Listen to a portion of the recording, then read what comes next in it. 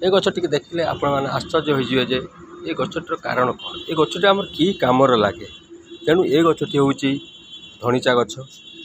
तेणु यही धणीचा गछ आमर कि कामर लगे देखु आम जो धान चाष करती धान चाष पूर्वर आमर नाइट्रोजेन फुलफिल नाइट्रोजेन अभाव पूर्ण करने नाइट्रोजेन अभाव पूरण करने आम प्रथमे खराटिया हल कर धणीचा बुणवा दरकार।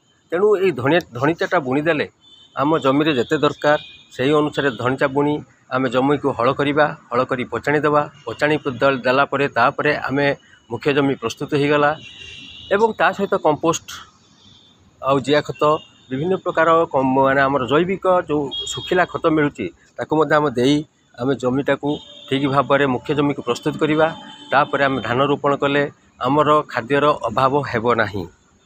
तेणु यही गछपाई आपण मानक गवर्नमेंट तरफ चाषी मान जोगाई दिखाई।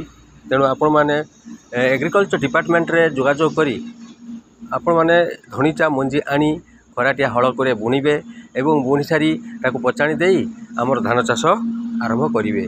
तेणु आम कथार अच्छी आम सीना धान चाष आम धणीचा बुणी आम करवा हेले आम फसल केमिति दबा जदि कौन लोक फसल दबा को चाहती ताहले धणीचा गछ को आम बाड़ी रे बुणवा एवं तार पत्र डाल को काटी गोटे ड्रम रे किंबा टांकी रे पचाई से पचाई थिबा माने जो तरल पदार्थ को पचाणी को नहीं आम फसल रे पानी मड़ेवा समय पानी रे जोगाई दे पारिबा आम देले आम गछर नाइट्रोजेन अभाव रहिबो नाही।